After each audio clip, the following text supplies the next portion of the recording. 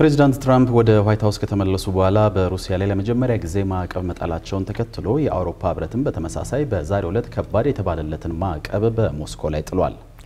አሜሪካ በሁለት ግዙፍ የሩሲያ ነዳጅ አምራች ኩባንያዎች ላይ ማዕቀብ ስትጥል የአውሮፓ ህብረት ደግሞ በሩሲያ ላይ 19ኛውን ዙር ማዕቀብ መጣሉን ያስታወቀው።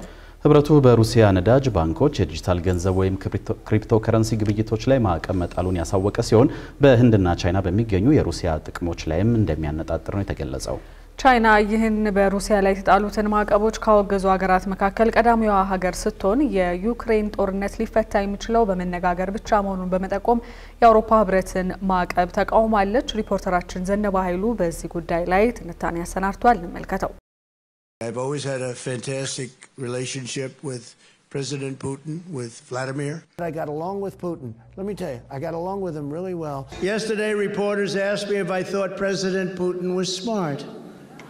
I said, of course he's smart, to which I was greeted with, oh, that's such a terrible thing to say. President Trump በጋዛ የተኩስ አቁም ስምምነት እንዲደረስ ካደረጉ በኋላ በእርሳቸው አጠራር ቀላል ነገር ግን በሁለት በጣም የሚጠላሉ መሪዎች ምክንያት ውስብስብ ሆኗል የሚሉትን የዩክሬንን ጦርነት ወደ ማስቆም ፊታቸውን አዙረው ነበር።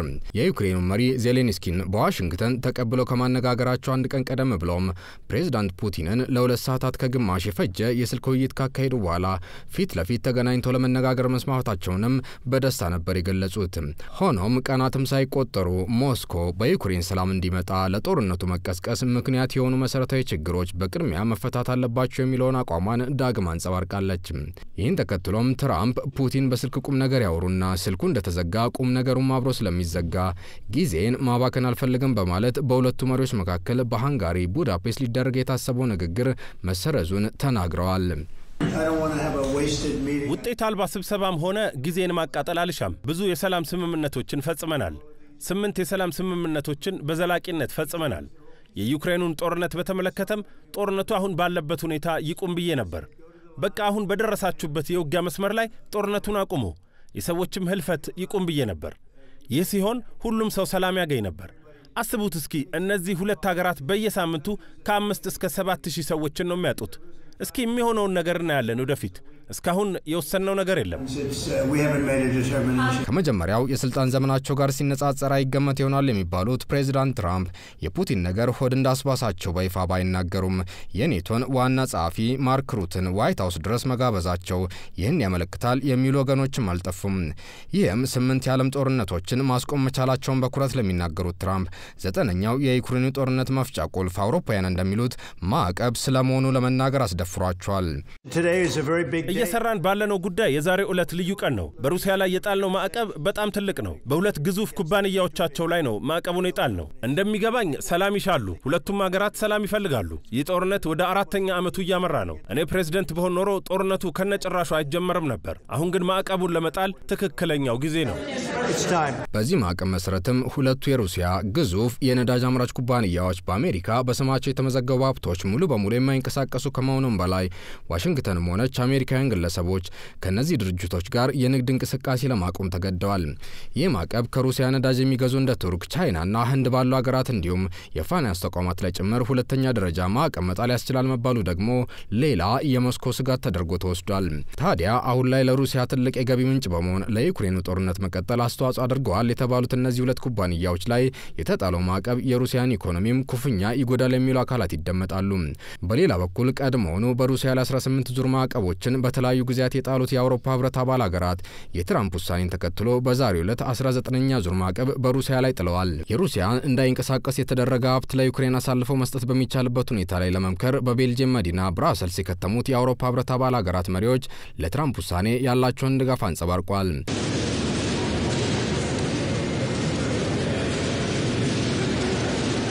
ከዚያ በኋላም ህብረቱ በሩሲያ ላይ ጣለውን 19ኛውን ዙር ማዕቀብ አስመልክቶ ይህም ብሏል። በዛሬው ዕለት በዚህ የአውሮፓ ህብረት ምክር ቤት ውስጥ በሚካሄደው ጉባኤ ላይ ለዩክሬን ለ2026 እና 2027 በጀት ዓመት በሚያስፈልገው በጀትና ወታደራዊ ድጋፍ ላይ ፖለቲካዊ ውሳኔዎች ይተላለፋሉ። ይህ ደግሞ ለሩሲያ ጠንካራ መልእክት ነው የሚያስተላልፈው። በተደጋጋሚ ብለነዋል። አስፈላጊ እስከሆነ ጊዜ ድረስ እንዲሁም ምንም አይነት ዋጋ ቢያስከፍለን እንኳ ዩክሬንን ማገዛችንን አናቆምም። በዚህ ማዕቀብ መሰረትም አውሮፓውያን የሩሲያን የተፈጥሮ ጋዝ ላለመግዛት የተስማሙ ሲሆን ቀሪ ኮንትራት ያላቸው ሀገራት በአፋጣኝ ኮንትራታቸውን እንዲጨርሱ ታዘዋል። ህብረቱ የሞስኮ ነዳጅ በሚያጓጉዙ 117 መርከቦች ላይም ማዕቀብ የጣለ ሲሆን ይህም ባለፉት 3 ዓመታት ህብረቱ ማዕቀብ የጣለባቸውን የሩሲያ ነዳጅ አመላላሽ መርከቦች ቁጥር 558 ማድረሱን የተመለከተው። በነገራችን ላይ የዩክሬን ጦርነት ከተቀሰቀሰበት ጊዜ አንስቶ በሩሲያ ላይ ያሁኑን ሳይጨምር በአጠቃላይ 25691 የተለያዩ ማዕቀቦች መጣላቸው ይነገራል። አሜሪካና የአውሮፓ ህብረት አዲስ የጣሉትን ማዕቀብ ተከትሎም የሩሲያ ውጭ ጉዳይ ሚኒስትር ዛሬ ባወጣው መግለጫ ደግሞ በማዕቀቡ ምክንያት በቀዳሚነት የሚጎዳው የአውሮፓ ህብረት ራሱ ነው ያለ ሲሆን በሩሲያ ላይ ግን የሚያመጣው ጉልህ ጉዳት አይኖርም ብሏል። የሰባተኛው ሀገራዊ ጠቅላላ ምርጫ የድምጽ መስጫ ቀን በመጪው ግንቦት 24 ቀን 2018 ዓ.ም እንዲሆን በጊዜያዊ ምርጫ ሰሌዳ መርሃ ግብር መያዙ ተገለጸ። ጊዜያዊ ምርጫ ሰሌዳው እንደሚያመላክተው ከታህሳስ 1 እስከ ጥር 1 በምርጫው የሚወዳደሩ ፓርቲዎችና የግል እጩዎች ምዝገባ የሚከናወን ሲሆን ከታህሳስ 10 እስከ ግንቦት 19 ቀን ደግሞ የምርጫ ዘመቻ ይካሄዳል ተብሎ በእቅድ ተይዟል።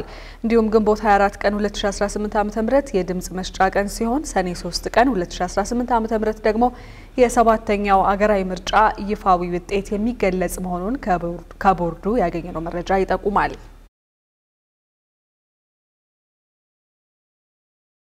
የኢትዮጵያ ሀገራዊ ምክክር ኮሚሽን የቀጣይ ዋና ትኩረት የትግራይ ክልል መሆኑን የተናገሩት ዋና ኮሚሽነር መስፍን አርአያ ያለ ትግራይ ክልል ተሳትፎ ምክክር አካሄድን ማለት ስለማይቻል ለተግባራዊነቱ ትኩረት ሰጥተን እየሰራን ነው ብለዋል።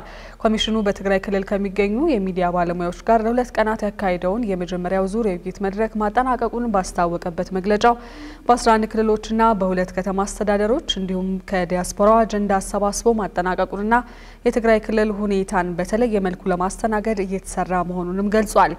የክልሉ ህዝብ የሚያነሳቸውን ጥያቄዎች ለመስማትና ምክክሩን ማካሄድ የሚቻልበት አውድ እንዲፈጠር እየሰራን ያሉት ኮሚሽነር አምባዬ ኦጋቶ በበኩላቸው ይህንንም ማጠናከርን እንቀጥላለን ሲሉም ተናግረዋል።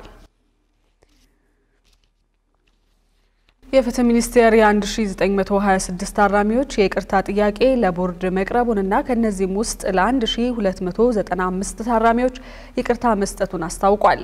ሚኒስቴር መስሪያ ቤቱ የ3 ወራት የስራ አፈጻጸሙን በትናንትናው ዕለት ለህዝብ እንደራሴዎች ምክር ቤት ባስገመገበበት ወቅት የ590 ታራሚዎች የይቅርታ ጥያቄ የይቅርታ አሰጣጥና አፈጻጸም ስነስርዓት አዋጅና መመሪያውን መሰረት በማድረግ ከወንጀል አፈጻጸማቸው አንጻር ውድቅ መደረጉን አስታውቋል። በተጨማሪም የ22 ታራሚዎች የይቅርታ ጥያቄ በኢፌዴሪ ፕሬዝዳንት ውድቅ መደረጉንና በክልል ፍትህ ቢሮዎች 4045 ታራሚዎች በይቅርታ መለቀቃቸውም ተጠቅሷል።